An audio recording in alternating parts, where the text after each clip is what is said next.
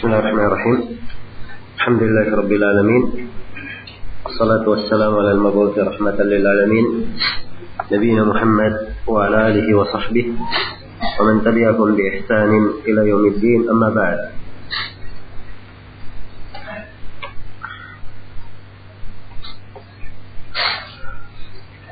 Ini majelis yang ke-6 dari hari yang ke-8. Ini adalah hari yang ke-8 dari daurah kita mengkaji kitab atau membahas pembahasan fikih dan usul fikih.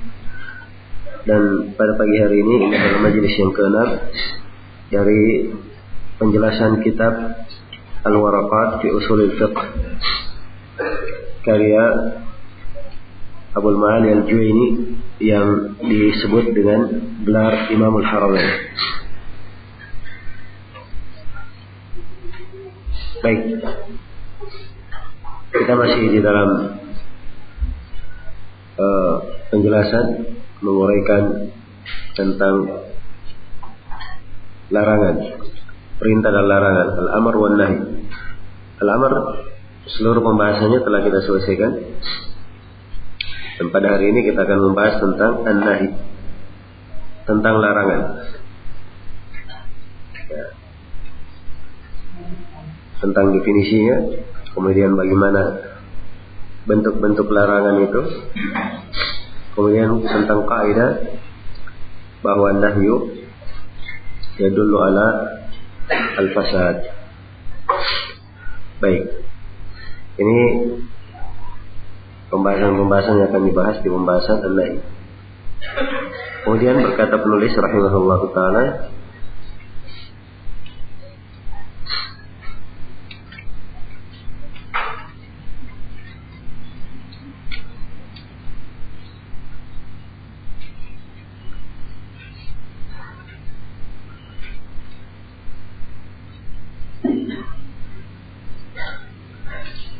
kata beliau rahimahullah, wan nahyu istida'u tark bil qawli mimman huwa dunahu ala sabilil wujub. Dan nahi, larangan itu adalah istida'at tark. Istida'at tark,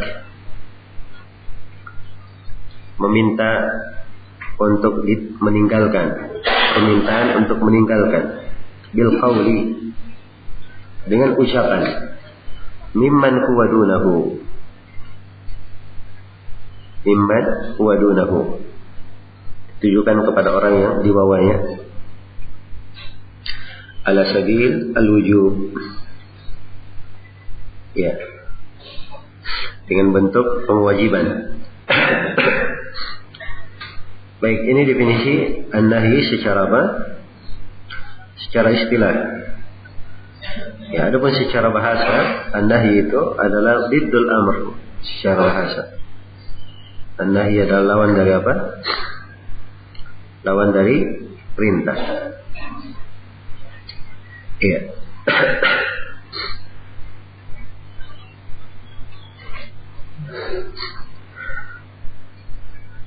Baik. Kata beliau, wan nahyu secara istilah beliau definisikan, wan nahyu istida'a at-tark bil qawli,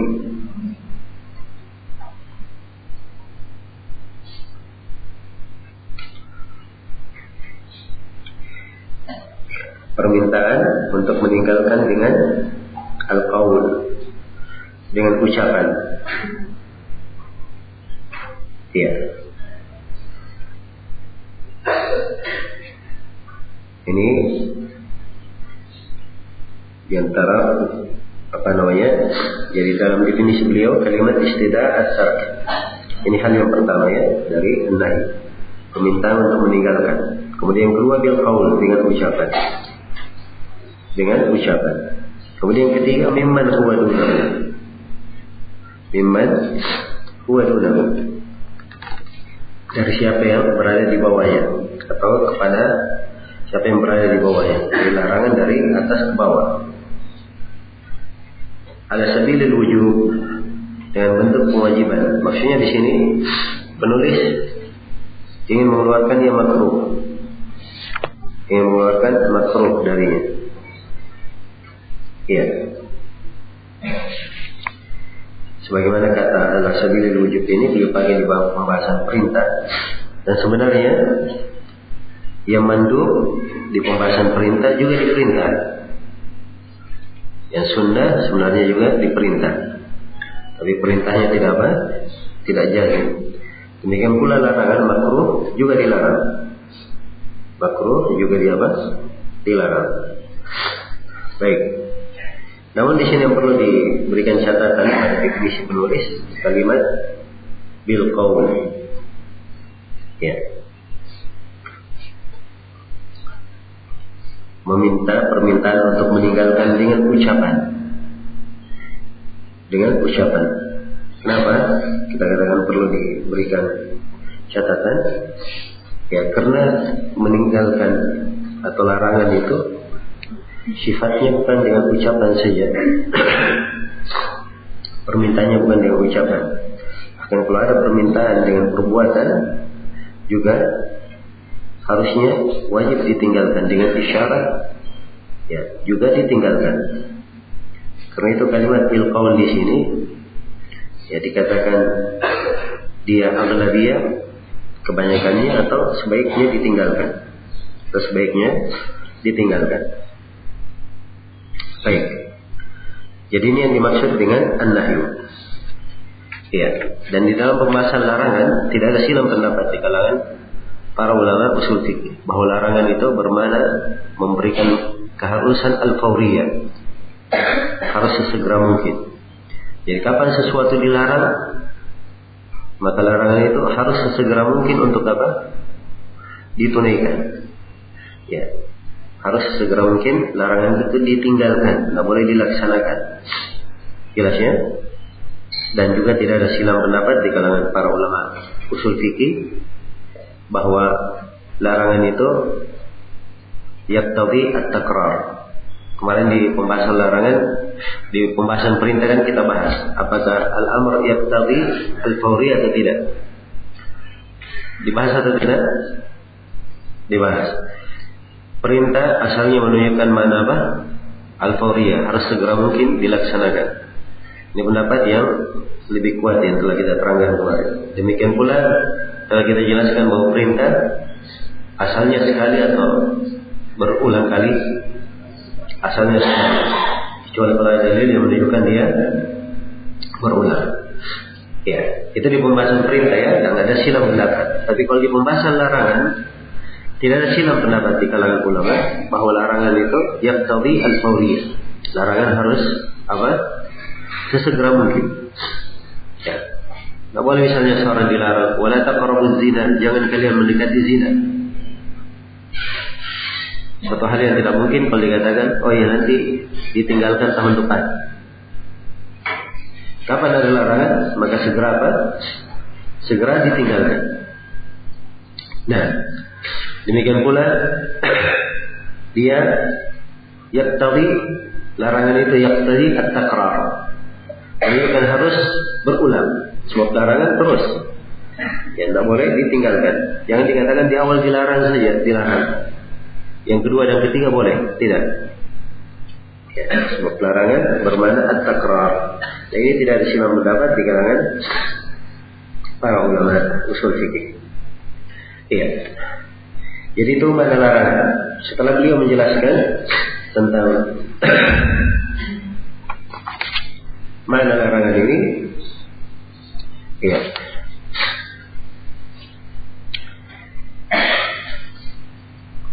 Baik. Beliau berkata, wa yadullu ala fasadil manhi anhu.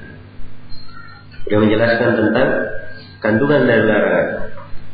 Baik, sebelum saya lanjutkan tentang kandungan dari larangan ini, perlu saya tegaskan bahwa kaidahnya di dalam larangan, asalnya di dalam larangan itu asalnya adalah apa? Al-aslu fin nawahi itu menunjukkan apa? Tahrimul manhi, menunjukkan haramnya sesuatu yang dilarang. Iya, itu asal dalam larangan. Kata Imam Syafi'i rahimahullah dalam al-Um, kata beliau, aslun nahyi min Rasulillah sallallahu alaihi wasallam anna kullama naha anhu fa huwa muharram. Dasar larangan atau asal larangan dari Rasulullah sallallahu alaihi wasallam bahwa segala yang beliau larang itu adalah hal yang diharamkan. Ini asal kalau ada larangan. Segala yang beliau haramkan asalnya adalah menunjukkan mana apa? Pengharaman. Hatta ta'tiya anhu dalalatun tadullu ala annahu innama naha anhu lima'na ghairat tahrim. Sampai ada dalil yang menunjukkan bahwa beliau melarang, dan larangan itu tidak menunjukkan mana apa? Mana pengharaman. Tidak menunjukkan mana pengharaman. Iya. Sekarang misalnya Nabi melarang dari minum berdiri. Asal larangan menunjukkan mana apa? Mana haraman. Tapi telah syah dari Nabi bahwa beliau sallallahu alaihi wasallam minum air Zam-Zam dalam keadaan apa? Dalam keadaan berdiri. Maka ini menunjukkan bahwa larangan di situ bukan sifatnya apa? Pengharaman. Ya. Contoh misalnya Nabi juga bersabda, bisa berlalu bersama kita ya di pembahasan fikih, la yamassanna ahadukum dzakarahu bi yaminihi. Ya. Nah, wa huwa yaqul. Jangan sekali-sekali salah seorang dari kalian itu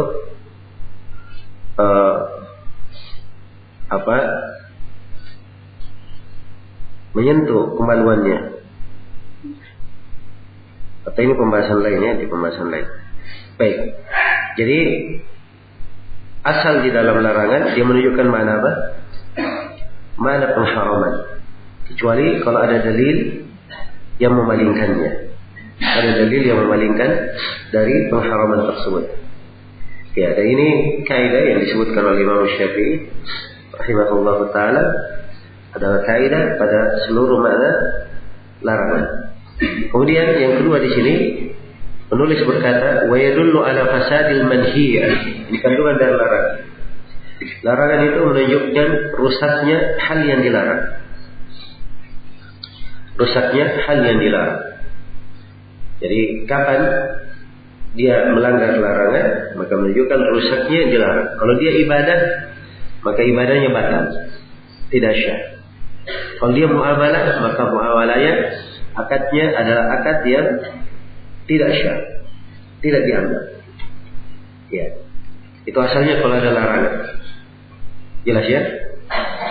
Baik. Sekarang dilarang sholat di waktu terlarang. Dilarang sholat apa? Di waktu apa? Waktu terlarang. Maka asal larangan sholat di waktu terlarang. Kalau misalnya ada yang sholat di waktu terlarang, boleh atau tidak? Tidak boleh. Sholatnya apa hukumnya? Dia sholat sunnah di waktu terlarang. Hukumnya apa? Hukumnya batil sholatnya. Tidak syah, dihitung sebagai sholat yang fasidah. Jelas ya? Baik. Iya. Ini kalau dalam ibadah. Contoh lain, puasa di hari Idul Fitri. Ya, boleh puasa di hari Idul Fitri? Tidak boleh, sebab Nabi melarang. Maka siapa yang puasa di Idul Fitri, puasanya apa? Tidak syah. Ini makna ucapan penulis bahwa larangan menunjukkan apa? Rusaknya yang dilarang. Rusaknya hal yang dilarang. Iya. Seorang misalnya dia menjual barang yang bukan miliknya. Apa hukum transaksi jual belinya? Tidak syah. Karena dia menjual sesuatu yang tidak dimiliki, sedang Rasulullah telah bersabda, "Wala tabi' ma la tamlik." Jangan kamu menjual apa yang belum kamu miliki. Seorang bermuamalah dengan cara riba. Muamalah yang syah, tidak syah, dianggap muamalah yang batilah. Kenapa? Karena dia melanggar larangan. Ya, ini maksud dari penulis wa yadullu ala fasadil manhi anhu. Menunjukkan bahwa larangan itu menunjukkan apa? Rusaknya hal yang dilarang. Rusaknya hal yang dilarang. Iya. Dia menjadi hal yang fasid. Ya, menjadi hal yang tidak syah sudah tidak teranggap. Hal yang tidak syah tidak teranggap. Baik. Namun untuk kaidah ini, ya, untuk kaidah ini, kalau ada larangan dia yaqtadi al-fasad, apakah berlaku mutlak seperti itu atau harus dirinci? Ada rinciannya. Ini letak silang pendapat di kalangan para ulama usul fikih. Ya. Sebagian para ulama ada yang berpendapat mutlak. Nah, bahwa larangan itu adalah bermakna memberikan makna al-fasad, yaqtadi al-fasad secara mutlak.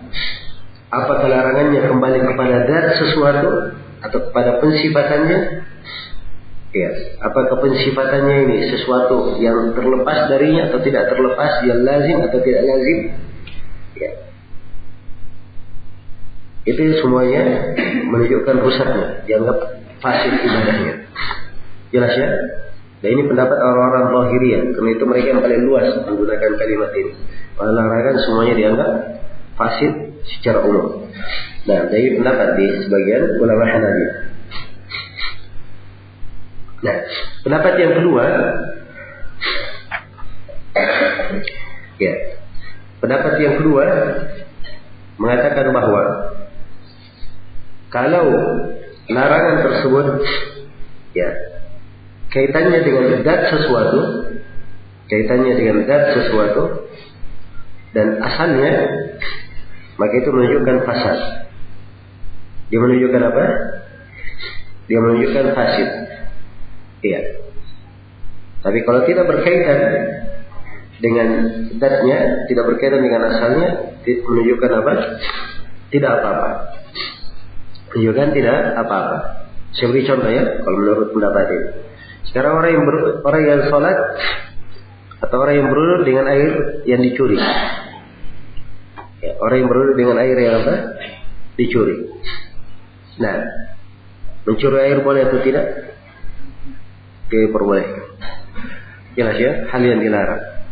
Kalau ada orang yang berwudu dengan air yang dicuri, wudunya syah atau tidak? Ya. Ini yang kedua. Kalau air yang dicuri itu dia tidak berkaitan dengan zat sesuatu. Tidak berkaitan dengan apa? Zat sesuatu. Sebab air dia adalah di luar dari sesuatu itu. Di luar dari sesuatu itu. Jelas ya?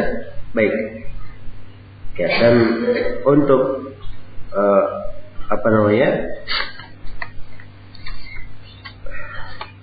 Baik, ini yang kedua ya, pendapat yang kedua. Kemudian pendapat yang ketiga,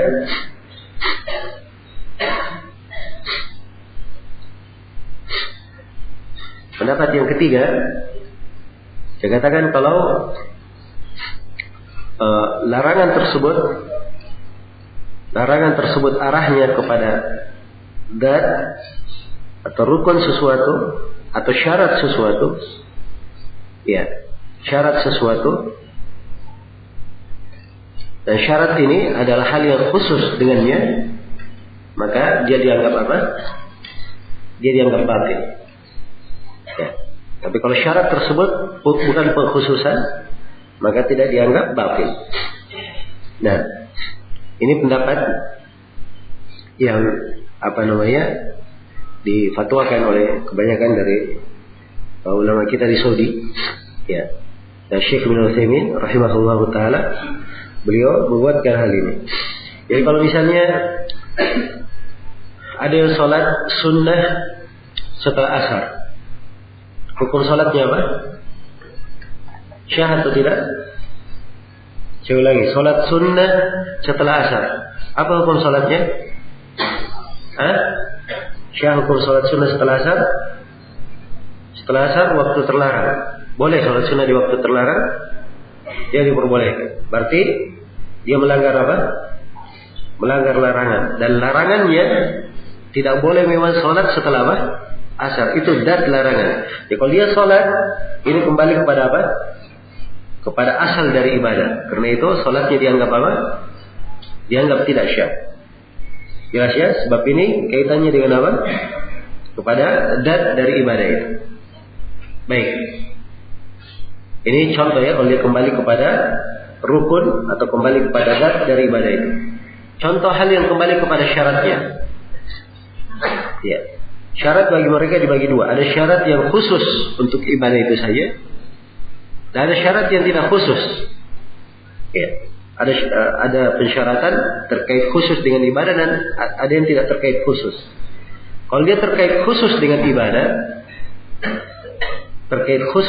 ibadah, maka salatnya apa? Salatnya dianggap batil. Iya. Salatnya dianggap batil. Sekarang saya beri contoh. Orang yang salat dan tidak menutup aurat, salatnya syah atau tidak? Tidak syah. Sebab ini berkaitan dengan apa? Syarat menutup aurat, syarat salat atau bukan? Syarat salat. Dan dia berkaitan khusus dengan salat. Nah, terlepas dari salat harus ada apa? Menutup aurat. Jelas ya? Menutup aurat. Tapi kalau bentuknya begini, ya. Seorang yang salat memakai baju yang dicuri, salatnya syah atau tidak? Ya, di keadaan ini dianggap apa? Dia syah. Kenapa? Sebab memakai baju itu di semua keadaan, kan begitu? Di semua keadaan. Ya, dia tidak harus hal tersebut berkaitan dengan sholat saja. Ya, sama dengan air tadi, air yang dicuri. Air yang dicuri, orang memakai air untuk wudu saja? Tidak. Karena itu dia, dan pengharaman memakai air yang dicuri hanya untuk wudu saja? Tidak, bahkan pengharamannya apa? Umum. Ya, karena itu, ya lebih tepatnya bahwa berwudu dengan air yang dicuri, itu wudunya syah, tetapi dia apa? Dia berdosa karena memakai air yang dicuri itu tadi. Baik. Ada pendapat yang lain berkaitan dengan larangan ini. Iya, bahwa kalau larangan itu kaitannya dengan hak Allah, maka dia menunjukkan fasidnya larangan. Fasidnya yang dilarang. Tapi kalau dia berkaitan dengan hak hamba, itu tidak menunjukkan fasad. Ya. Jelas ya, ini pendapat disebutkan oleh Ibnu Taimiyah dari Al-Maziri, dan Ibnu Taimiyah sendiri meridhai pendapat ini. Ya. Jelas ya? Baik. Ala kulli hal, bahwa ini yang berkaitan dengan pendapat para ulama tentang masalah larangan, apakah dia menunjukkan rusaknya sesuatu itu atau tidak. Secara umum, kebanyakan ulama mereka menegaskan bahwa larangan mengharuskan rusaknya sesuatu. Dan ini berdasarkan dalil-dalil. Di antaranya adalah sabda Rasulullah sallallahu alaihi wasallam, "Man 'amila 'amalan laisa 'alaihi amruna fa huwa raddun." Siapa yang beramal dengan sebuah amalan tidak dibangun di atas tuntunan kami, maka amalan itu tertolak. Jadi kalau dia melakukan amalan, dan amalan itu sudah dilarang, itu berarti tidak di atas tuntunan Rasulullah sallallahu alaihi wasallam. Jelas ya? Dia di atas tuntunan Rasulullah sallallahu alaihi wasallam. Iya, maka dia tertolak. Tapi sebagian hadis menunjukkan ya, bahwa larangan ini tidak semuanya bermakna fasad. Tidak semuanya. Iya. Karena itu tadi ada sebagian para ulama yang mengukur rusaknya itu di bagian mana saja yang dikatakan rusak. Kalau ada larangan, yaqtadi al-fasad. Sebab Nabi SAW di pembahasan khiyar lalu bersama kita, di pembahasan fikih tentang masalah at-tasriyah, orang yang membeli onta atau kambing yang seakan-akan banyak susunya, begitu diperah ternyata apa? Ternyata tidak sebagaimana yang diinginkan, maka dia diberi dua pilihan. Boleh dia pegang, dia terima, dan boleh dia kembalikan. Kalau dia kembalikan, maka apa? dikembalikan dengan membayar apa? 1 sok, menambah 1 sok dari korma. Baik, sekarang di sini, ya, Nabi sudah melarang la tusarru al-ibil wal ghanam. Jangan kalian mentasriyah unta dan kambing. Ada yang melanggar, dia melakukannya kemudian menjual ke orang. Tapi bersama dengan itu, Nabi menganggap jual belinya syah. Sebab beliau katakan kalau dia ingin tetap saja dia ambil, dan kalau dia tidak riba dia kembalikan ya hewan yang dibeli itu dan dia tambah apa? 1 sok korma. Jelas ya? Maka ini menunjukkan bahwa tidak seluruh yang dilarang itu kalau terlanggar yattadi apa? Al-fasad. Karena itu tadi ada rincian yang disebutkan ya, dan memang di dalam masalah ini ya ada beberapa pendapat seperti yang kita sebutkan tadi. Namun kalau misalnya seorang melihat kepada pendapat yang saya sebutkan tadi dari Syekh Ibnu Utsaimin, itu yang dipakai dan dipatwakan oleh kebanyakan dari masyayikh kita di saat ini. Baik, selesai sudah ya pembahasan tentang apakah larangan itu menunjukkan rusaknya sesuatu atau tidak. Kemudian pembahasan berikutnya kata beliau, wa taridu sighatul amri wal muradu bihi al-ibaha aw at-tahdidu wa aw at-taswiyah aw at-takwin. Ya. Nah, di sini beliau menjelaskan tentang makna-makna apa? Sighatul amr. Ya. Kata perintah itu apa maknanya? Nah, sebelum kita uraikan mana-mana dari kata perintah ini, ya perlu dijelaskan bahwa sebelum kita terangkan mana-mana dari kata perintah. Sekarang penulis balik ya menguraikan tentang mana apa? Mana kata perintah. Ya. Ini tidak berkaitan dengan larangan, tapi beliau balik menguraikan tentang mana apa? Kata perintah. Sebelum saya uraikan mana kata perintah, di sini saya ingin uraikan dulu sighah dari larangan. Kemarin kalau perintah sudah kita terangkan sighah-sighahnya. Sekarang kalau larangan apa sighahnya? Larangan itu diantara bentuknya adalah kalau ada bahasa la taf'al, jangan kamu kerjakan, atau yang semisal dengannya. Ya. Nah, seperti ayat wala taqrabu az-zina, jangan kalian mendekati zina. Ini diantara bentuk perintah, ini diantara bentuk larangan. Diantara bentuk larangan adalah perintah untuk meninggalkan. Perintah untuk meninggalkan. Contohnya firman Allah Subhanahu wa taala, ya ayyuhalladzina amanu taqullaha wa daru ma baqiya minar riba. Wahai orang-orang yang beriman, bertakwalah kepada Allah dan tinggalkanlah apa yang tersisa dari apa? Dari riba. Ini contoh larangan ya. Nah, di antara bentuk larangan ya, yang menunjukkan bentuk larangan, Allah mencela orang yang mengerjakannya. Ya. Allah mencela perbuatan dan mencela orang yang mengerjakannya. Nah, seperti firman Allah Subhanahu wa taala, "Innasyirka la dzulmun 'adzim." Sungguhnya kesyirikan adalah kezaliman yang sangat besar. Celaan terhadap perbuatan syirik ini menunjukkan bahwa dia adalah hal yang dilarang. Dan karena Allah mencela pelakunya, innallaha la yuhibbu man kana khawanan athima. Sungguhnya Allah tidak mencintai orang yang pengkhianat dan selalu berbuat dosa. Nah, ini juga dari konteks yang menunjukkan apa? Pengharaman. Kemudian di antara hal yang menunjukkan larangan, ya, apabila pelaku larangan tersebut diancam dengan siksaan. Diancam dengan siksaan. Nah, seperti firman Allah Subhanahu wa taala, "May ya'ti minkunna bi fahishatin mubayyinah yudha'afu lahal 'adzabu marratain." Siapa di antara kalian wahai para istri Nabi, dan ini berlaku untuk ya para istri Nabi, maka dia mendatangkan fahisyah yang jelas, ya, maka akan dilipat gandakan untuknya siksaan 2 kali lipat. Ya, jadi kalau diberikan ancaman seperti ini menunjukkan bahwa hal tersebut adalah hal yang diharamkan. Jelas ya? Dan demikian pula Rasulullah SAW bersabda, "Man baddala dinahu faqtuluh." Siapa yang mengganti agamanya, maka bunuhlah dia. Ini menunjukkan bahwa murtad adalah hal yang apa? Yang dilarang. Ya. Seperti juga Rasulullah melaknat, la'anallahu riba wa akilahu. Allah melaknat riba dan orang yang memakannya. Menunjukkan bahwa riba adalah apa? Hal yang dilarang.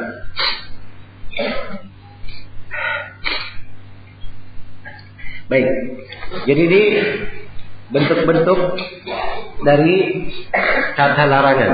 Ya. Bentuk-bentuk dari kata larangan. Sekarang penulis, karena beliau menggandengkan pembicaraan antara perintah dan larangan satu kali pembahasan.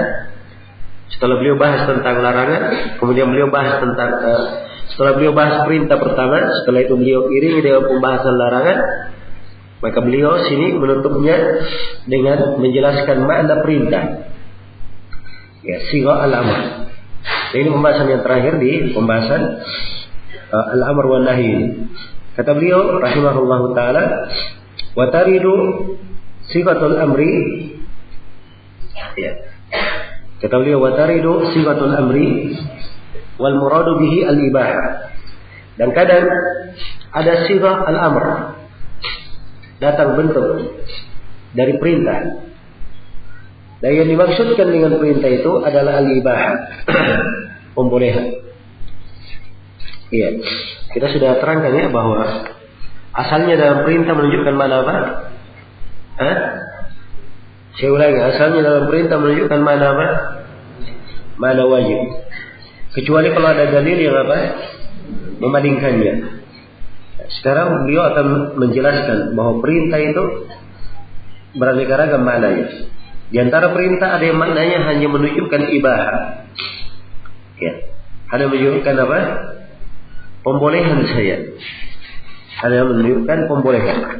Ya. Kemudian kata beliau, awit tahdid.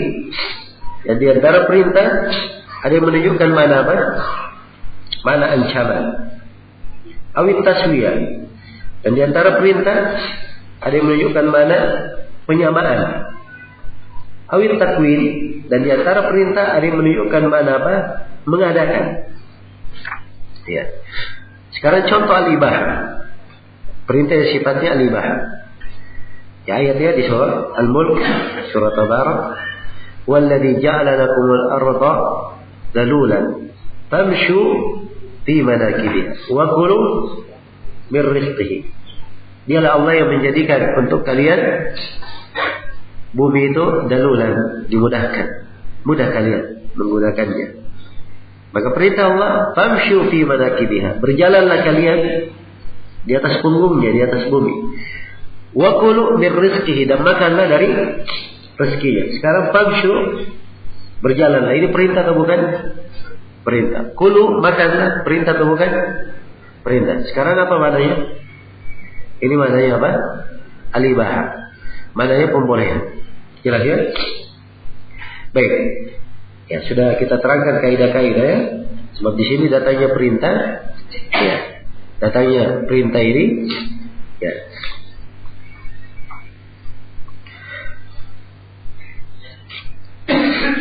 Ya. Di dalam ayat dan kandungannya ya dimaklumi bahwa dia bukan kewajiban karena sifatnya menjelaskan tentang hukum yang telah ditetapkan bahwa Allah firman huwallazi khalaqa lakum ma fil ardi jami'an. Dialah Allah yang menciptakan untuk kalian seluruh yang ada di atas muka bumi. Baik. Kemudian kadang bermakna at-tahdid. Bermakna apa? Tahdid, ancaman.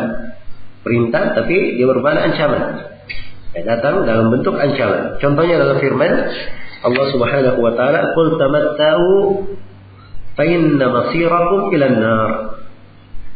Qul tamatta'u, katakanlah, tamatta'u, bersenang-senanglah kalian. Tamatta'u ini apa? Perintah atau bukan? Kata perintah. Tapi apa maknanya? Dianjurkan bersenang-senang? Tidak, karena disebutkan ancaman setelahnya. Ya, bersenang-senanglah kalian, sungguhnya kalian akan menuju kepada neraka. menuju kepada neraka. Maka di sini ya perintah bermana apa? Bermana ancaman. Ya, bermana ancaman. Dan kadang perintah bermana taswiyah, penyamaan. Contohnya fasbiru aw la tasbiru. Bersabarlah kalian atau kalian tidak bersabar. Ya. Sawa'un alaikum, sama saja bagi kalian. Jelas ya? Sabar atau tidak sabar. Nah, kemudian yang keempat bermana at-takwin. Bermana pengadaan. Ini contohnya seperti firman Allah Subhanahu wa taala, "Qulu qiradatan khasi'in." Jadilah kalian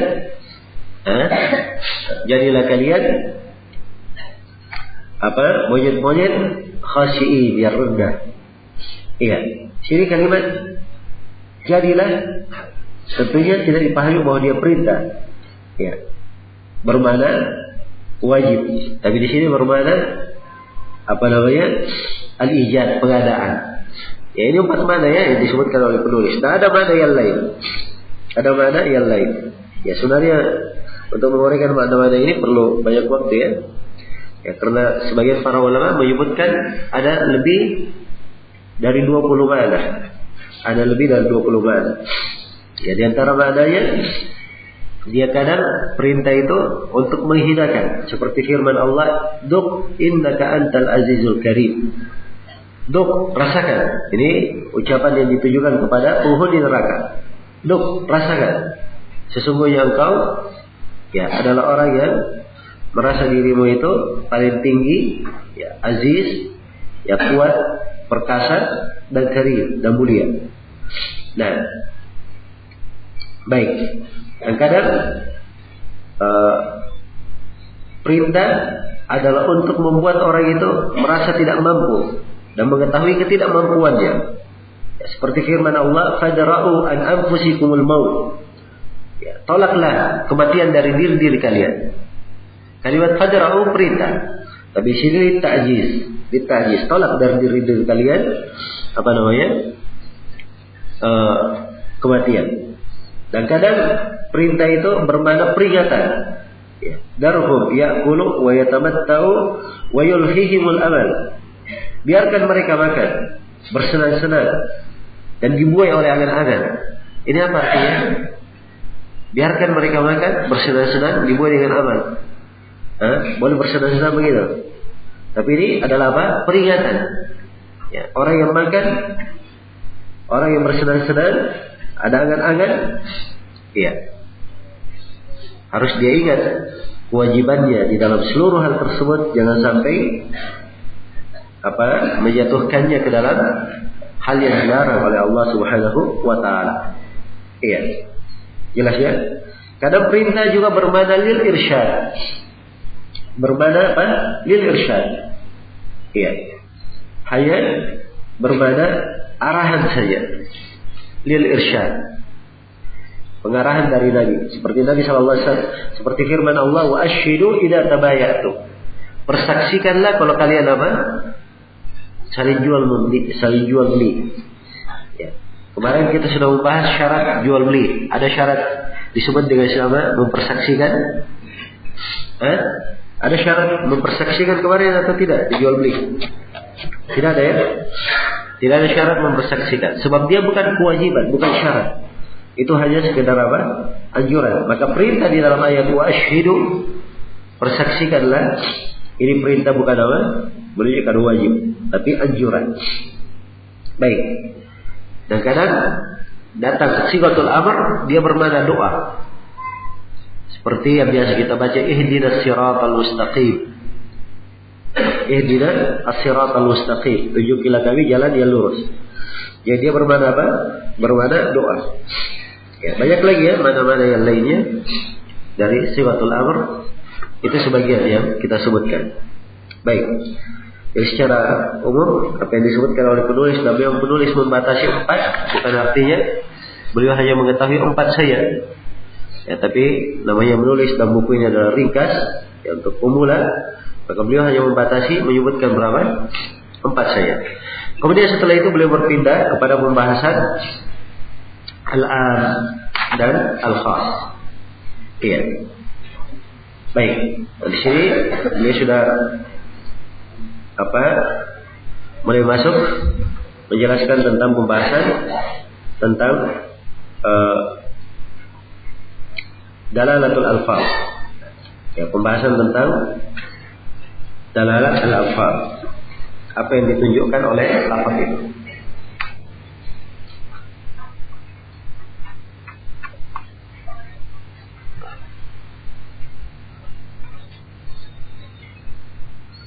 Baik.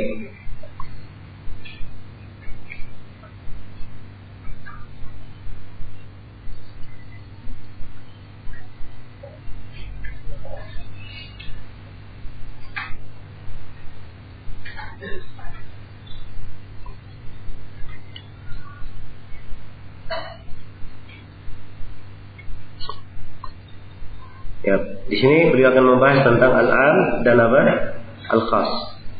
Dan ini pembahasan yang ketiga ya dari abwab usul fikih yang disebut oleh penulis. Di pembahasan al-am dan al-khas ada 4 pembahasan yang akan diuraikan oleh beliau. Yang pertama tentang definisi ta'rif al-am. Definisi umum itu apa? Kemudian yang kedua al-fadhuhu. Pembahasan tentang lafaz-lafaz umum. Jadi bagaimana lafaznya, kalau ada lafaz apa yang digunakan itu bermakna umum. Kemudian yang ketiga beliau akan uraikan bahwa al-umum itu dari sifat an-nutq, dari sifat pembicaraan yang diucapkan. Kemudian yang keempat beliau akan bahas tentang apa? Tentang al-khas. Ini 4 pembahasan berkaitan dengan al-am dan al-khas. Baik, kita baca ucapan beliau. Kata beliau rahimahullah, wa ammal am fahuwa ma amma syai'aini fasaidan. Ya, adapun yang umum itu definisinya adalah ma amma syai'aini fasaidan, apa yang mencakup 2 atau lebih. 2 atau lebih. Ini secara istilah ya. Kemudian untuk secara istilah ini beliau hubungkan dengan makna secara bahasa. Kata beliau min qawlihi, dari ucapan orang, maksudnya ucapan orang Arab memberi contoh, amamtu Zaidan wa Amran bil ata. Ya, saya mengumumkan, ya, mengumumi Zaid dan Amr dengan pemberian. Ya, jadi kalau dikatakan diumumi dengan pemberian, maksudnya Zaid dan Amr dua-duanya apa? Diberi pemberian. Ya. Demikian pula wa amamtu jami'an nas bil ata. Saya berikan kepada seluruh manusia pemberian. Ya, jadi kalau amamtu jami'an nas bil ata artinya seluruh manusia diberikan apa? Diberikan pembagian. Baik. Ini definisi al-am. Ya. Yang disebutkan di sini oleh penulis rahimahullahu taala. Baik, untuk definisi ini pertama perlu diketahui bahwa al-am secara bahasa bermakna apa? Asy-syamil, yang menyeluruh. Yang menyeluruh. Dan penulis di sini memberikan definisi secara istilah bahwa al-am itu adalah ma amma syai'aini fasaidan. Apa yang mencakup 2 hal atau lebih. 2 hal atau lebih. Ya. Dan definisi penulis rahimahullahu taala, ya, yang beliau mengatakan apa yang mencakup 2 hal dan lebih. Baik, ini adalah definisi yang disebutkan oleh para ulama tentang umum, ya. Namun oleh penulis di sini diringkas. Dan ada sebagian dari keharusan definisi tidak beliau sebutkan. Ya, sebab kata apa yang mencakup 2 atau lebih. 2 atau lebih, kalau misalnya suatu itu banyak dan dibatasi hanya 10 saja, berarti dia masih masuk dalam kata apa? Kata umum di dalam ucapan penulis. Bahkan padahal itu bukan umum namanya, itu khas. Ya, jadi dari 100 hanya disebut 10. Berarti ini apa namanya? Khas atau am? Dia bermakna am ya, umum. Nah, karena itu harus ditambah kalimat di belakangnya. Ma'amma syai'aini fasaidan bila hasrin. Bila apa? Bila hasrin. Tanpa ada apa? Tanpa ada batasan. Tanpa ada batasan. Sebab kalau ada batasannya itu bukan umum namanya, tapi apa? Khusus. Jelas ya? Itu bukan umum tapi khusus. Maka disyaratkan pada am dia bermakna umum. Ya. Pertama dia bermakna umum. Jadi kalimat yang digunakan itu harusnya adalah kalimat-kalimat yang sifatnya umum. Sifatnya umum. Ya. Sifatnya umum, bukan kalimat khusus. Ya, kalau dia kalimatnya khusus misalnya, ya, Zaid, Amr, itu khusus. Tapi kalau kalimatnya umum, ya, seperti Annas atau Rajul, Rijal, Nisa, Imra'ah, ini kalimat umum ya. Ya, baik. Jadi harus dipakai kalimat umum. Itu syarat yang pertama. Syarat yang kedua, ya, disyaratkan jumlahnya tidak terbatas. Disyaratkan jumlahnya apa? Tidak terbatas. Kalau ada batasan pada jumlah, ya, maka itu bukan umum namanya, tapi itu adalah apa? Itu adalah khusus. Baik, ini definisinya. Bagaimana cara mengetahui yang umum itu? Nah, di sini beliau akan menjelaskan al-fatnya, lafaz-lafaz umum itu apa. Ya, dari lafaz-lafaz ini kita bisa mengetahui yang dikatakan am itu apa. Jelas ya? Beliau terangkan di sini 4 lafaz dari am. Kata beliau wa alfadhuhu arba'ah. Lafaz umum itu ada 4. Alfadhuhu berapa? Arba'ah. Nah, lafaz umum ada 4.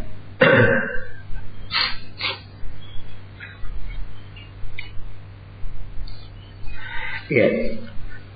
Kata beliau rahimahullah, al-ismul wahid al-mu'arraf bil alif wal lam.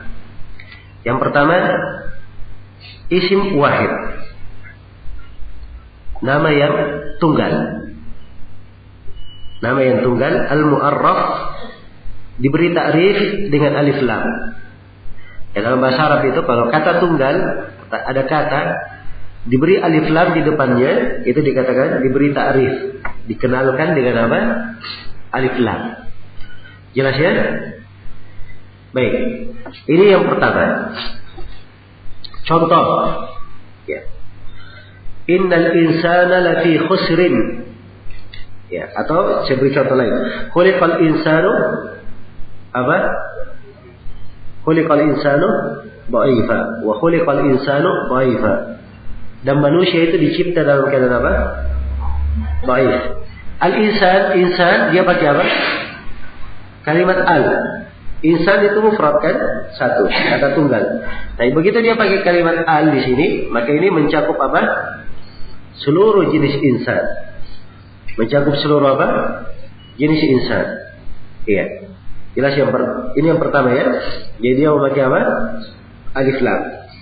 Ini contoh mufrad yang memakai alif lam. Nah, contoh lain. Allah firman wa ahallallahu al-bay'. Dan Allah mengharamkan apa? Dan Allah menghalalkan al-bay'. Al-bay' apa? Jual beli. Kata bay ini mufrad atau jamak? Mufrad. Sebab bay jamaknya apa? Buyu. Begitu al-bay' pakai alif lam, maka di sini yang dihalalkan seluruh apa? Jual beli. Itu asal. Karena itu kata para ahli fikih, asalnya dalam jual beli semuanya adalah apa? Adalah halal. Kenapa mereka mengambil dari asal? Ini sisi pendalilannya. Karena memang kata bay pakai apa? Alif lam. Jelas ya? Gak tampak sekali ya bahwa pembahasan am khas menilai lafaz-lafaz ini, makna yang terkandung di dalamnya ini penting sekali. Di dalam seseorang mengambil apa? Petikan-petikan hukum. Di kelanjutan ayat wa harramar riba. Dan Allah mengharamkan riba. Riba apa? Mufrad dia pakai alif lam. Jadi segala jenis riba semuanya adalah apa? Semuanya adalah diharamkan. Jelas ya? Contoh lain. Allah firman, ya, was-sariqu was-sariqatu faqata'u aydiyahuma. Apa itu sarik? Mencuri.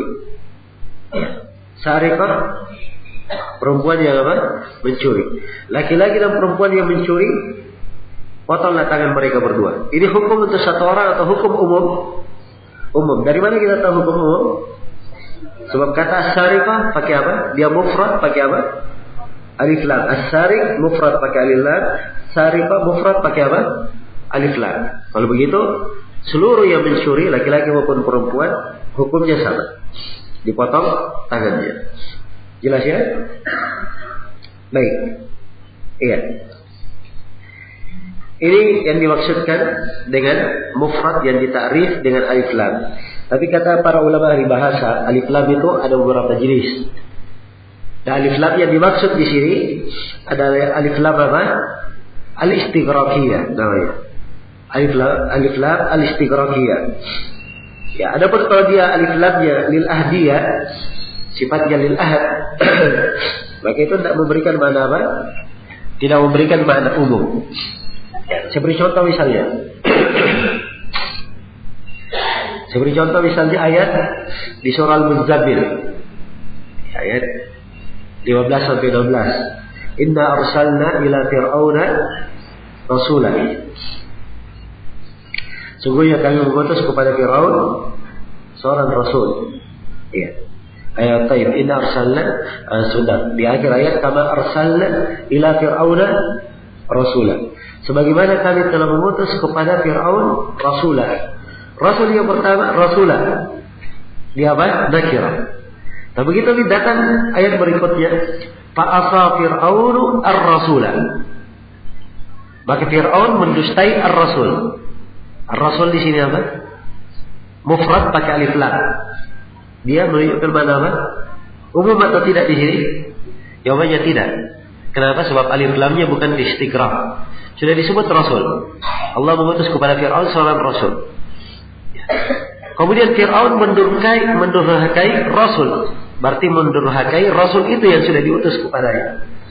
Jelas ya? Ya, ini namanya alif lam lil ahdiyah. Dia bukan menunjukkan mana umum. Karena itu harus ditambah di ucapan penulis bahwa isim mufrad isim mufrad yang dikatakan mempunyai makna umum, ini kalau dia pakai alif lam lil istighraqiyah. Jelas ya? Kemudian yang kedua kata beliau wal ismul jam' wa ismul jam'i al mu'arraf bil alif wal lam. Yang kedua adalah isim jama'. Ya. Dia sifatnya jama', juga diberi ta'rif dengan alif lam. Nah ini sama ya, alif lam apa di sini? Alif lam yang sifatnya istighraqiyah. Nah, contohnya misalnya Allah Subhanahu wa taala berfirman, "Qad aflahal mu'minun." Qad aflaha siapa? Al-mu'minun. Mu'minun apa? Jama' atau mufrad? Jama'. Begitu al-mu'minun pakai alif lam, maka di sini yang dimaksudkan keberuntungan untuk seluruh orang yang beriman. Jelas ya, ini bermakna umum, seluruh orang yang beriman. Iya. Baik, demikian pula firman Allah Subhanahu wa taala, "Ar-rijalu qawwamuna 'alan nisa." Ya, ar-rijal jama' atau bukan? Jama'. Dia pakai apa? Alif lam. Qawwamuna, mereka yang tegak, ya. Menjadi tumpuan, yang menjadi penanggung jawab 'alan nisa, terhadap an-nisa. An-nisa mufrad atau jama'? Jama'. Ya, an-nisa pakai apa? Pakai alif lam. Ini menunjukkan seluruh perempuan, umum dia. Jadi laki-laki qawwamun atas seluruh apa? Perempuan secara umum. Jelas ya? Baik. Kemudian yang ketiga, kata beliau wal asma al mubahama. Ya. Dan nama-nama yang mubahama. Ya. Kaman fiman yu'qal, seperti man, ya, pada pembicaraan yang ditujukan kepada orang yang berakal. Wa ma fi ma la ya'qil. Ya. Kaman fi man yaqil, seperti man pada orang yang berakal, pembicaraan yang ditujukan pada orang yang berakal, dan ma pada orang yang dibicarai tidak berakal. Wa ayyun fil jami', dan pada ayyun pada al-jami', karena kata ayyun digunakan untuk orang yang berakal dan tidak berakal. Wa aina fil makan, dan kata aina pada tempat. Ya. Wa mata fil zaman, dan kata mata ya kapan pada az-zaman, pada masa. Wa ma fil istifham wal jaza. Ya, dan kata ma pada istifham, pertanyaan, wal jaza, dan balasan. Nah, wa ghairihi, dan selainnya. Baik. Di sini beliau menjelaskan dari lafaz umum, ya, adalah apa? Al-asma al-mubhamah. Al-asma al-mubhamah itu ada beberapa macam. Yang pertama adalah asma'us syarat. Ya. Yang sifatnya syarat. Di sini beliau sebutkan 3 kata atau 4 kata, semuanya syarat. Man, ma, ayun, dan apa? Aina. Ini syarat ya. Baik. Kalau man itu untuk orang yang berakal. Ya, orang yang berakal. Kalau dia tanya misalnya manusia, dia bilang man hada, siapa ini? Itu manusia. Dia pakai man. Tapi kalau dia bilang pada buku, dia tanya ma hada, pakai ma. Karena ma untuk apa? Yang tidak berakal, dan man untuk apa? Orang yang berakal, ditujukan pembicaraan. Tapi ini hukum kebanyakan ya di dalam bahasa Arab. Hukum kebanyakan. Iya. Baik. Jadi contohnya man. Ya. Kita beri ayatnya. Misalnya ayat, "Faman syahida minkum asy-syahra falyasumhu." Faman syahida minkum asy-syahra. Faman di depannya ada apa? Kata man. Siapa yang menyaksikan bulan di antara kalian? Ya, jadi siapa di antara kalian yang menyaksikan apa? Menyaksikan bulan. Ya, faman syahida minkum asy-syahra. Jelas sampai sini? Ada man di depan. Berarti man di sini ya memberikan makna umum. Jadi siapa saja yang menyaksikan bulan Ramadan sudah masuk, maka dia wajib apa? Wajib berpuasa. Itu makna ayat ya. Ya. Yang kedua ma. Ma di sini kata penulis fima la yaqil. Ya, biasanya digunakan untuk yang tidak berakal. Contohnya firman Allah, "Wa ma taf'alu min khairin ya'lamuhu Allah."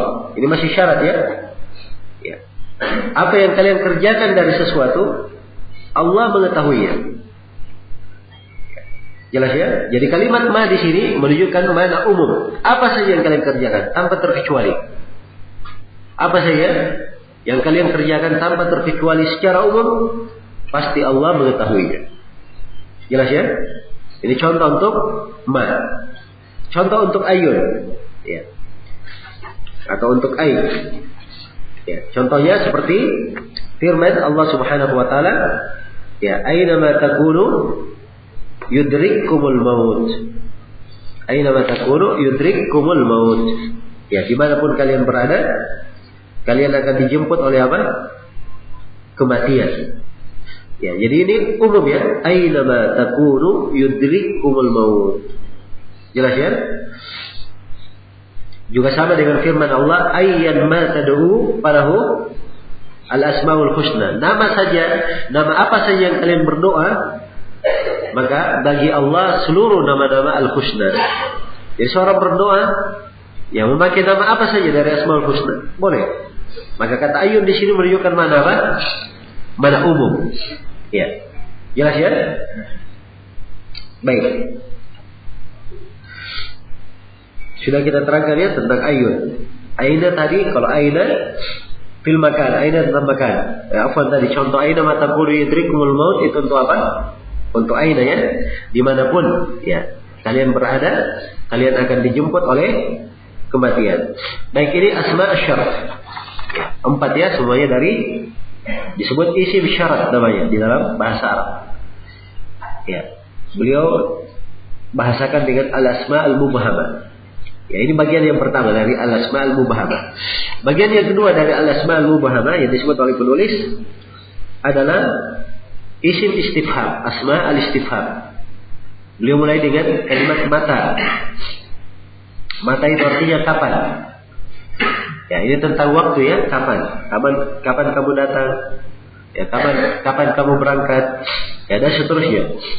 Ya, contoh ya di dalam Al-Quran kalimat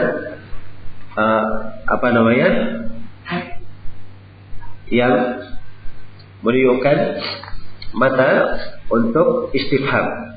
Ya. Adalah firman Allah Subhanahu wa taala. Nah, di dalam Al-Quran, mata nasrullah. Kapankah pertolongan Allah itu apa? Datang. Iya. Maka di sini dia sifatnya umum, yaitu mereka mengharap pertolongan Allah itu datang pada seluruh apa? Seluruh keadaan. Kapan saya datangnya? Maka dia sifatnya apa? Sifatnya umum. Baik. Kemudian kata beliau, ya rahimahullahu taala,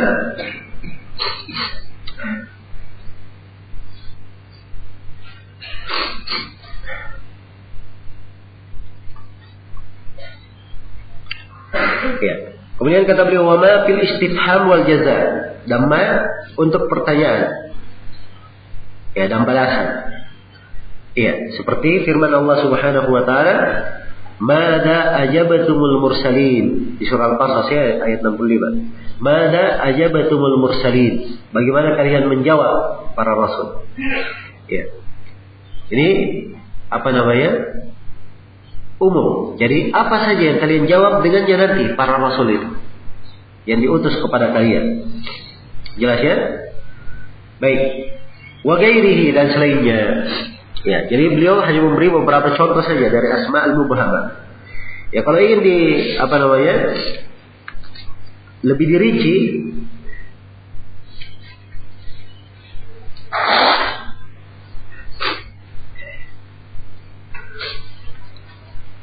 lebih dirinci, asma al-mubhamah itu terbagi 4. Asma al-mubhamah terbagi berapa?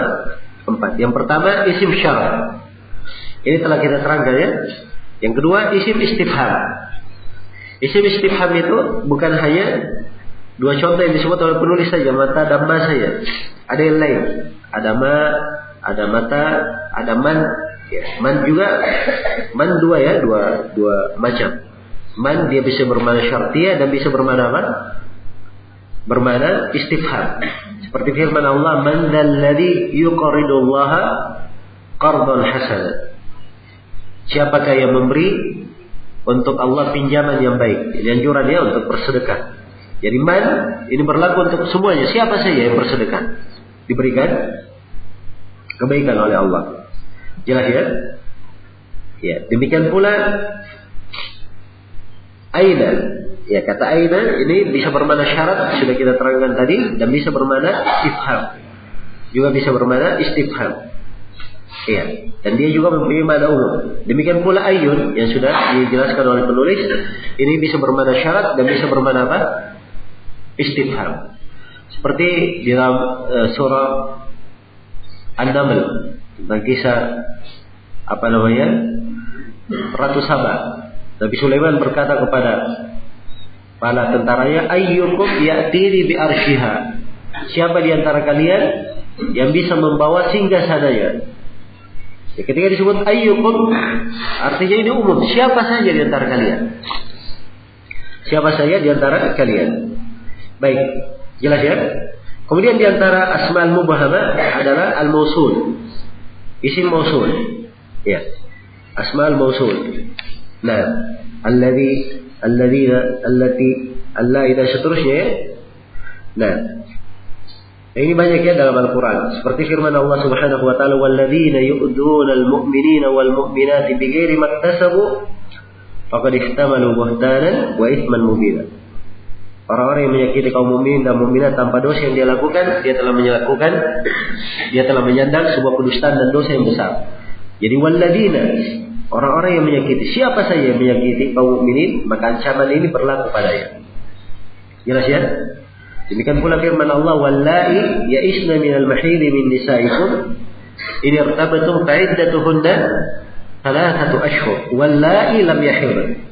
Jadi wallahi ya'isna, para perempuan. Perhatikan ya kalimat wallahi.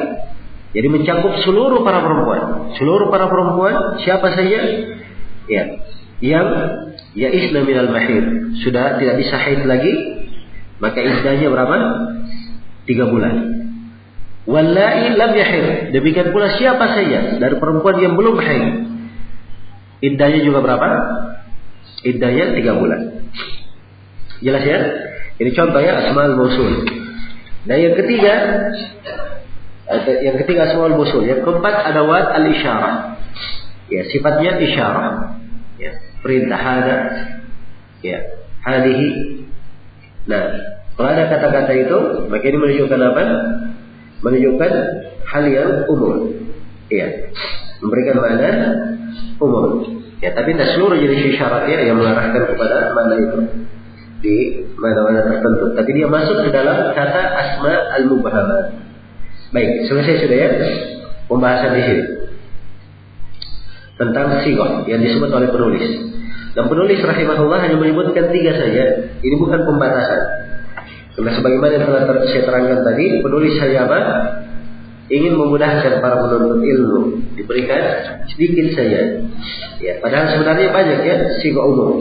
Di antara sighah umum yang beliau belum sebutkan, dan ini sebenarnya lebih umum, kalau ada kalimat kul, ya, kullu nafsin dha'iqatul maut, semua jiwa akan merasakan apa? Kematian. Jadi semua jiwa, tidak ada yang terkecuali, akan merasakan kematian. Nah, demikian pula jami' seluruhnya, jami'an. Ya ayuhan nasu, inni rasulullahi ilaikum jami'an. Kalau ada kata jami'an, ini menunjukkan apa? Mana umum. Ya, wahai manusia, sungguhnya saya adalah rasul Allah kepada kalian jami'an, seluruhnya. Demikian pula kalimat kafatan. Kafatan artinya apa? Juga seluruhnya. Qatilul musyrikina kafatan. Ya. Nah, demikian pula kata ammatan, kata ammah. Kata Nabi SAW dalam haditsnya, wa kana an-nabiyyu yub'atsu ila qaumihi khassah. Ya. Wa bu'itsu ila an-nasi amma. Adalah seorang nabi diutus kepada kaumnya secara khusus, dan aku diutus kepada seluruh manusia, amma, seluruh manusia. Ini dari lafaz umum ya. Kemudian dari lafaz umum jamak dan mufrad yang disandarkan, yang diidhafakan. Ya, jadi kalau ada jamak atau mufrad diidhafakan, maka dia adalah apa? Dia bermakna umum. Iya. Seperti misalnya kalau dia mufrad diidhafakan, ya. Kalau dia mufrad misalnya diidhafakan, seperti firman Allah Subhanahu wa taala, "Wa in ta'uddu ni'matallahi la tuhsuha." Kalau kalian menghitung nikmat Allah, kalian tidak akan bisa menjumlahnya. Kalimat nikmat ini mufrad atau jamak? Mufrad ya. Dia disandarkan kepada Allah.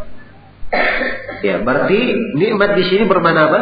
Umum. Karena itu kalau kita terjemahkan ke dalam bahasa Indonesia, kalau kalian ingin menghitung seluruh nikmat Allah, kalian tidak akan apa? Bisa menjumlahnya. Karena memang kata nikmat kalau disandarkan dia bermakna apa? Bermakna umum. Ya.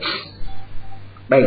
Jadi kalau misalnya ada orang yang berkata, ya, abdi hurrun.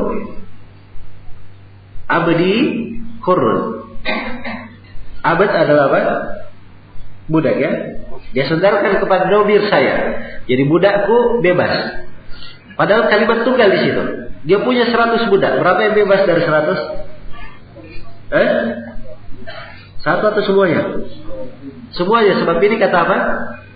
Kata umum. Abdi hurrun. Mufrad disandarkan kepada diidhafakan, dia memberikan makna apa? Umum. Jadi yang dipetik dari situ kalau dia bilang abdi hurrun, itu artinya semua budaknya apa? Semua budaknya bebas. Jelas ya? Karena itu dalalah lafaz penting untuk diketahui. Dan ini penting nanti di pembahasan fikih ya. Penting di pembahasan fikih ya. Baik. Ya. Kemudian yang jamak, contoh jamak itu tadi mufradnya, contoh jamak. Firman Allah, yusikumullahu fi auladikum. Allah berwasiat kepada kalian fi auladikum. Ya, aulad apa? Jamak atau mufrad? Jamak. Disadarkan kepada Dhamir kum. Iya. Maka di sini aulad bermakna umum, seluruh anak-anak. Iya. Dan dalil ini dipakai oleh para ulama untuk mengatakan bahwa kata walad dalam bahasa Arab itu mencakup laki-laki dan perempuan. Mencakup apa? Mencakup apa? Laki-laki dan perempuan. Ya, jelas ya? Baik. Contoh lain. Firman Allah Subhanahu wa taala, "Khudh min amwalihim shadaqatan." Ambillah dari harta mereka sedekah. Kalimat harta apa? Adalah umum. Amwal jamak ya. Amwal jamak disandarkan kepada apa? Berarti ambillah dari seluruh harta mereka. Harta apa saja? Ambil darinya apa? Ambil darinya sedekah. Ini lafaz umum ya. Walaupun nanti di pembahasan fikihnya ya tentunya tidak diambil umumnya karena ada dalil yang apa? Mengkhususkan. Karena itu akan datang pembahasan al-khas nanti dan pembahasan taksis. Jelas ya? Baik. Ini diantara sighah al-umum, bentuk-bentuk yang menunjukkan makna umum. Diantara juga yang menunjukkan makna umum, ya. Kalau dia nakirah fi siyakin nafi, atau siyakin nahi, atau syar, atau imtinan. Ya. Baik. Dia sifatnya nakirah. Dan untuk nakirah ini penulis menjelaskan di sini ya.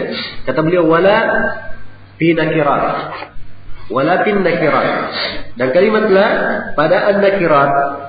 Pada nakirah. Ya, sebab nakirah itu ada beberapa tempat nakirah. Ada nakirah di siyaq nafi, ada nakirah di siyaq syar, ada nakirah di siyaq an-nahi, dan ada nakirah di siyaq apa? Al-imtinan. Ada 4. Iya.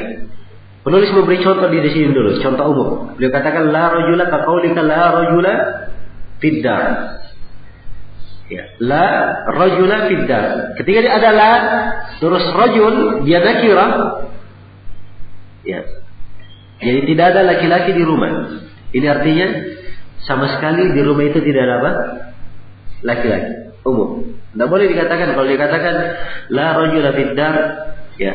Ternyata ada Zaid di situ, ada Muhammad, itu tidak benar. Ya saya penggunaan katanya. Sebab ada apa? Adalah di depannya. Baik. Saya sebutkan tadi bahwa nakirah fi siyaq. Nakirah itu bisa memberikan umum pada 4 siyaq ya. Yang pertama, dia kalau di siyaq apa? Di siyaq nafi.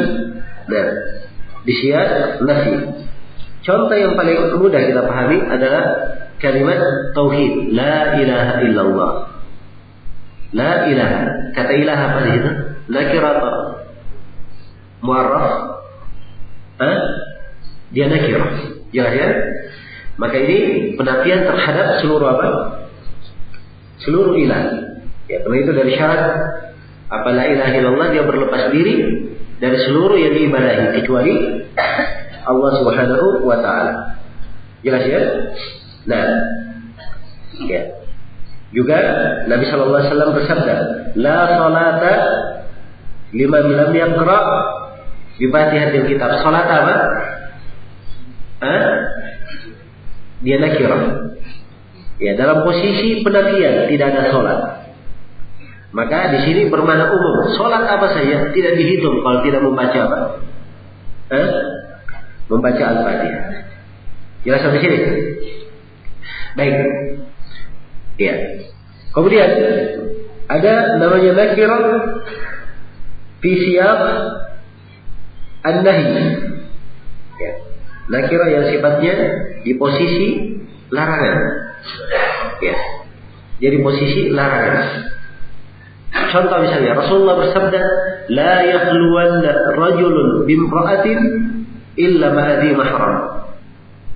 Jangan sekali-sekali rajulun ini apa? Nakirah atau bukan? Nakirah. Jangan sekali-sekali seorang lelaki berduaan dengan perempuan kecuali kalau ada mahramnya. Jadi jangan sekali-sekali seorang lelaki berduaan dengan perempuan. Ini seluruh laki-laki siapa saja yang namanya laki-laki. Ya, jelas ya? Umum. Ini lafaz umum. Baik. Kemudian ada nakirah fi siyaq apa? Fi siyaq asy-syar', pada posisi syarat.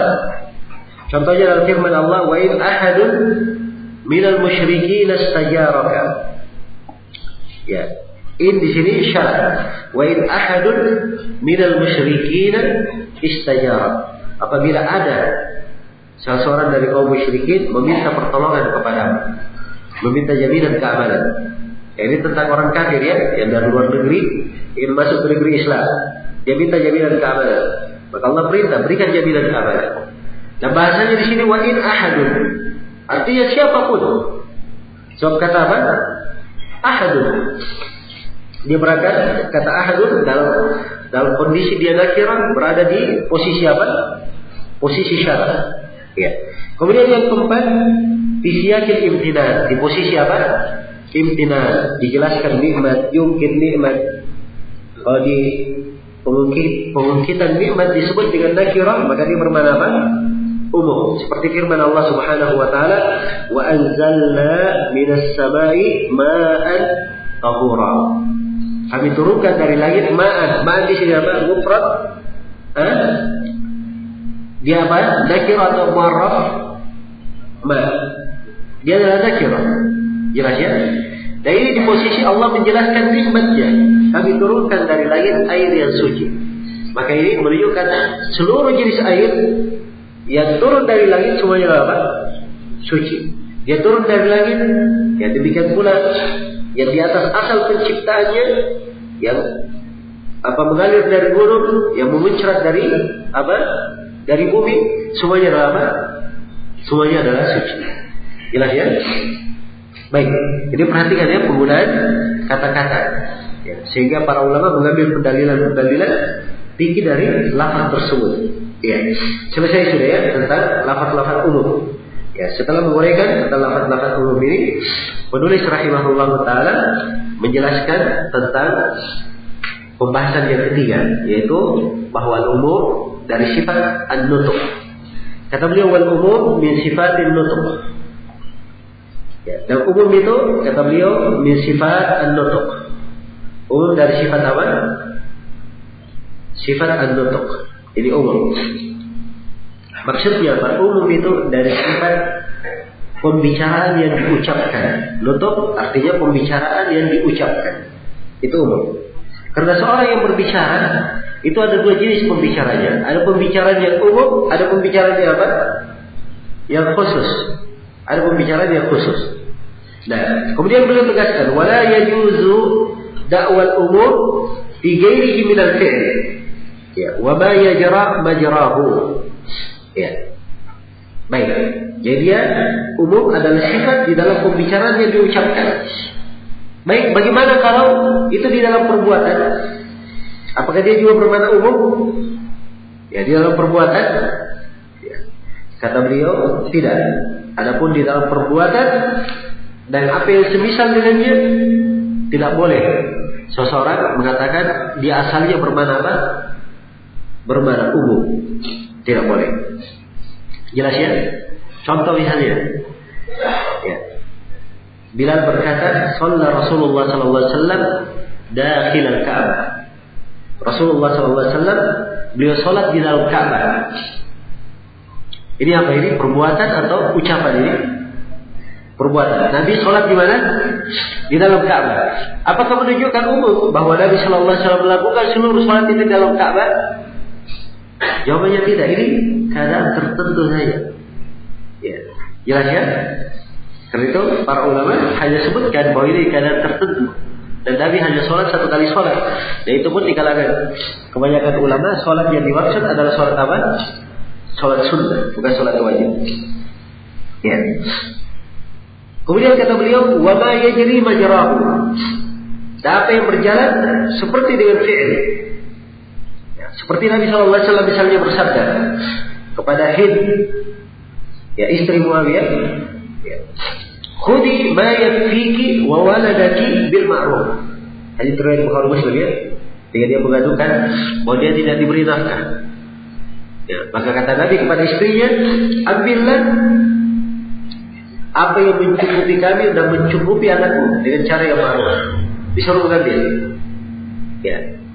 Jadi sekarang tidak boleh ada yang datang berkata, oh setiap istri itu dia boleh mengambil uang suaminya walaupun tidak minta izin. Bisa diberdalilkan begitu? Jawabannya tidak. Sebab ini perbuatan, bukan apa? Ucapan. Kalau dia ucapan, itu tadi kaidah-kaidah umum yang kita baca tadi, lafaz-lafaz umum. Itu kalau ucapan. Tapi kalau perbuatan, dia nggak boleh seseorang mengatakan asalnya bermakna umum, tidak. Di perbuatan. Sebab karena sebagian perbuatan Nabi Shallallahu Alaihi Wasallam melakukannya hanya untuk orang tertentu saja. Seperti ini untuk syirik. Ya, dilihat posisinya, dia adalah istri, perlu nafkah, suami tidak memberi, padahal suami punya duit. Jelas ya? Maka Nabi memberikan apa? Di kondisi yang seperti ini, diizinkan istri mengambil ya dari harta suami walaupun tidak minta izin, tetapi dengan hal yang ma'ruf saja, hal yang sekadar mencukupinya. Ya, jelas ya? Misalnya mencukupinya dalam sebulan 1 juta.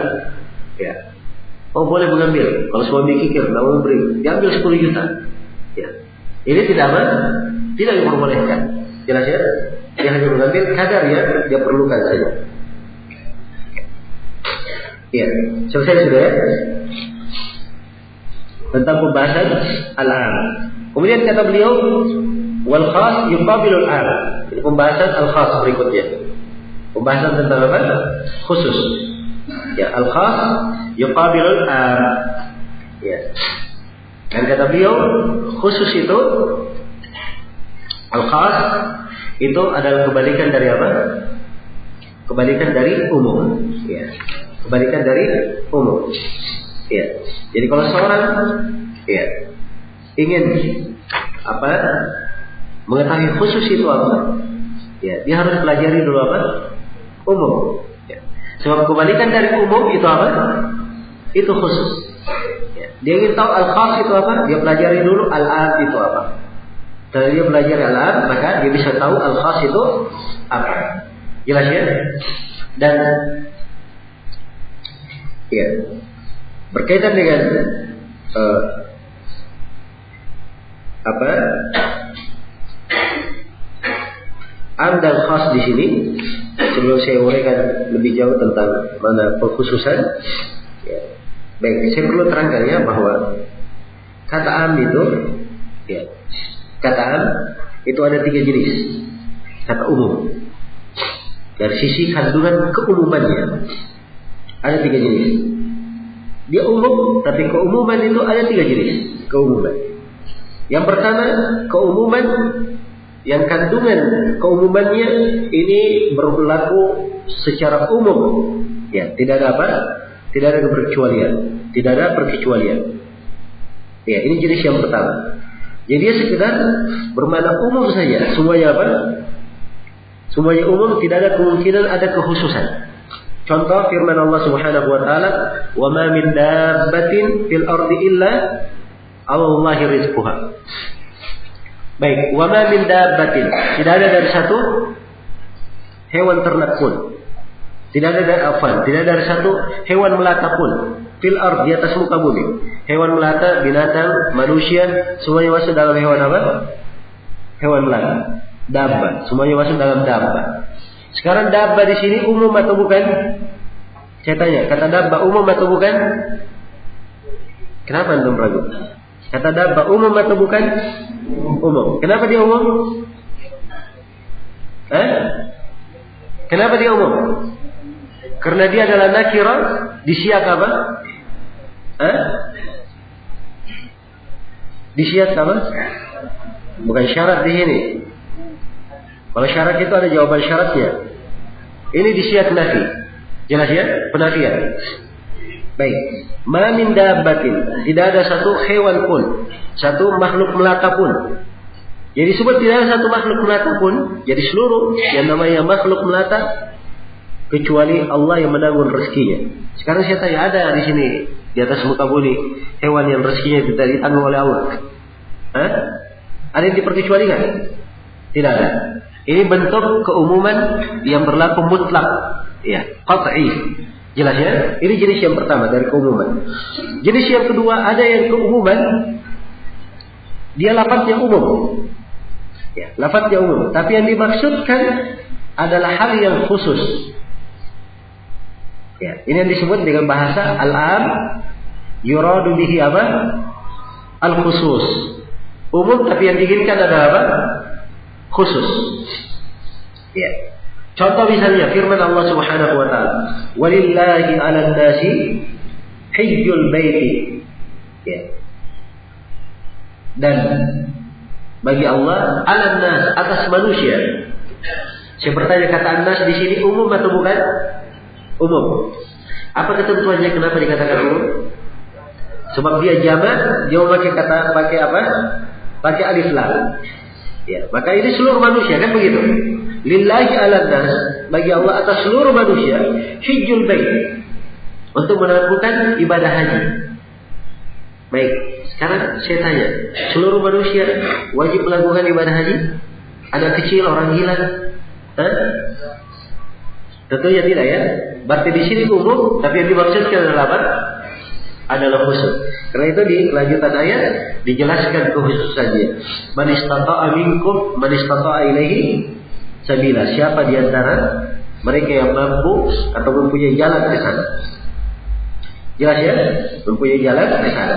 Baik, ini umum yang kedua. Am yuradu bihi apa? Al khusus. Umum yang dimaksudkan dengannya adalah apa? Khusus. Umum yang ketiga ada namanya am maksus. Dia umum tapi dikhususkan oleh dalil-dalil. Ya. Dia umum tapi apa? Dikhususkan oleh dalil-dalil. Ya. Baik. Jadi datang dalam satu lafaz, misalnya dia umum. Ya. Dia umum.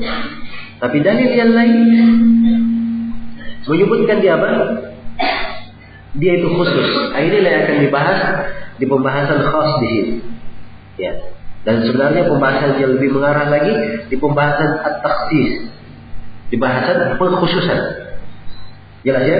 Saya beri contoh misalnya, akan datang tadi sebenarnya di takhsis. Contoh, innal insana lafi khusrin. Sesungguhnya manusia benar-benar apa? Dalam kerugian. Al-insan umum atau bukan? Umum. Jadi seluruh manusia apa? Merugi. Illal ladzina amanu, diperkecualikan. Kecuali orang-orang apa? Yang beriman. Dan seterusnya dari ayatnya perkecualian. Berarti dia umum, al-insan umum, tapi dia apa? Dia maksus. Ya, dikhususkan. Ya. Umum, ada yang diperkecualikan, ada yang dikeluarkan darinya secara khusus. Tidak masuk di dalamnya. Jelas ya? Jadi seluruh manusia yang namanya jenis manusia semuanya merugi. Dikecualikan darinya orang-orang yang beriman, beramal salih, saling berwasiat dengan kebenaran dan saling berwasiat dengan apa? Kesabaran. Ya, perhatikan ya bagaimana cara berdalil dengan umum dan apa? Khusus ini. Baik. Ini secara global ya pembahasan tentang am dan khas. Dan harus saya tegaskan di sini bahwa menggunakan lafaz umum itu adalah hujjah. Menggunakan lafaz umum adalah apa? Adalah hujjah di dalam syariat. Nah, karena itu Nabi Ibrahim alaihissalam ketika datang ya kepada beliau para malaikat yang ingin menghancurkan kaum Nabi Lut. Para malaikat ini singgah di tempat Nabi Ibrahim. Para malaikat berkata, "Inna muhliku hadhil qaryah. Inna ahlaha kanu zalimin." Sesungguhnya kami akan membinasakan negeri ini. Maksudnya negeri siapa? Kaum Nabi Lut. Kami akan membinasakan negeri ini. Sesungguhnya penduduk negerinya itu adalah apa? Adalah zalim. Nabi Ibrahim memahami umum dari ucapan apa? Malaikat. Karena itu setelahnya Nabi Ibrahim berkata, "Inna fiha Lutan." Di negeri itu ada siapa? Nabi Lut. Harusnya Nabi Lut dia apa? Diperkecualikan. Jelas ya? Ya, jadi dalam ayat ya Nabi Ibrahim dengan lafaz umum beliau mengambil pemahaman sehingga itu beliau berkata di dalamnya ada Lut. Ini menunjukkan bahwa kata umum itu, pemahaman umum itu dipakai hujjah. Adalah hal yang dipakai hujjah. Baik. Ya. Contoh lain supaya lebih jelas ya.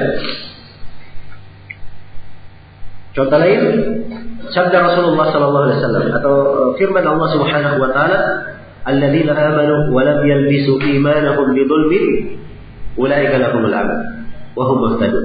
Orang-orang yang beriman dan tidak mencampur keimanannya bidzulmin dengan kezaliman. Iya. Baik, orang-orang yang beriman dan tidak mencampur keimanannya walam yalbisu imanahum bidzulmin. Sekarang kalimat bidzulmin di sini, dzulm di sini apa? Dia datang dalam bentuk apa? Nakirah. Disiap apa? Disiap nafi, tidak mencampurkan. Jadi segala jenis kezaliman tidak diperbolehkan. Karena itu para sahabat memahami umum dari ayat ini. Para sahabat berkata, ya Rasulullah, siapa di antara kami yang tidak menzalimi dirinya? Jelas ya? Jadi dan konteks ayat mereka pahami apa? Pahami umum. Maka Nabi mengarahkan. Ya. Beliau membaca ayat surah Luqman. Inna syirka la dzulmun 'adzim. Jadi nampak dari sini bahwa yang diinginkan dengan dzulm di ayat itu adalah apa? Kesyirikan. Tapi Nabi tidak menyalahkan pemahaman sahabat yang bertanya, tidak menyalahkan. Sebab itu memang yang dipakai di dalam syariat asalnya lafaz umum, keumumannya dipakai, dijadikan hujjah kecuali kalau ada dalil yang memalingkan. Begitu Nabi membacakan ayat, barulah para sahabat tahu bahwa dzulm di situ bukan seluruh jenis dzulm, tapi dzulm tertentu. Jelas ya? Makanya di antara dalil-dalil yang menunjukkan bahwa keumuman itu dipakai.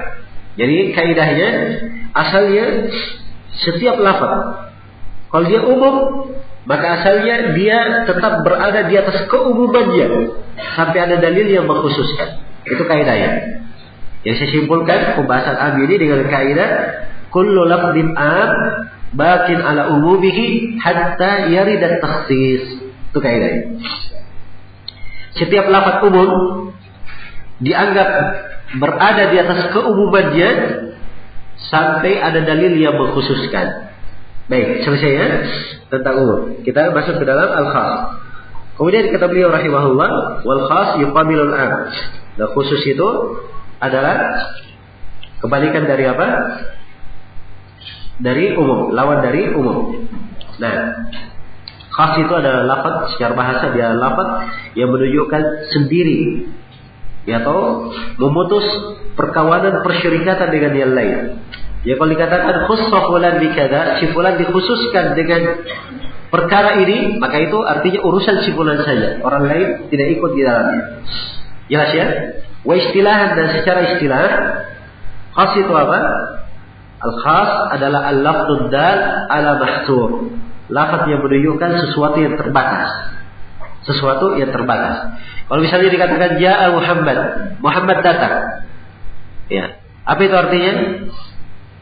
Artinya bahwa yang datang itu cuma si Muhammad saja.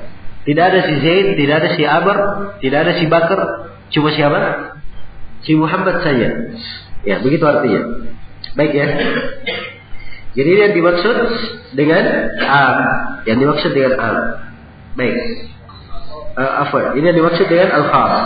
Ini yang dimaksud dengan al-khas. Jadi secara global al-khas ini mudah untuk dipahami.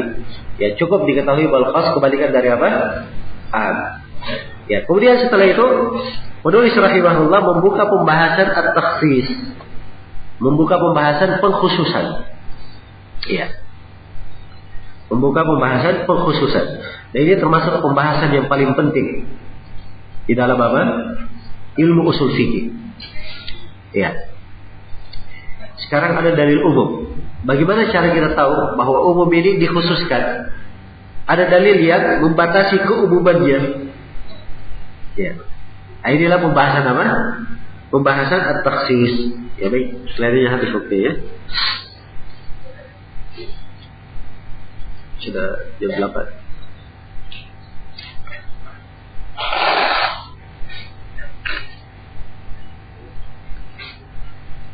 Ya, dan ini perlu diterangkan ya, diberikan apa namanya contoh-contoh lebih banyak.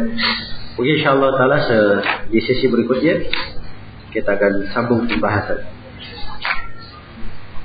Ya. Untuk sementara saya cukupkan di sini. Subhanallah wa bihamdik, asyhadu an la ilaha illa anta, astaghfiruka wa atubu ilaik. Walhamdulillahirabbil alamin.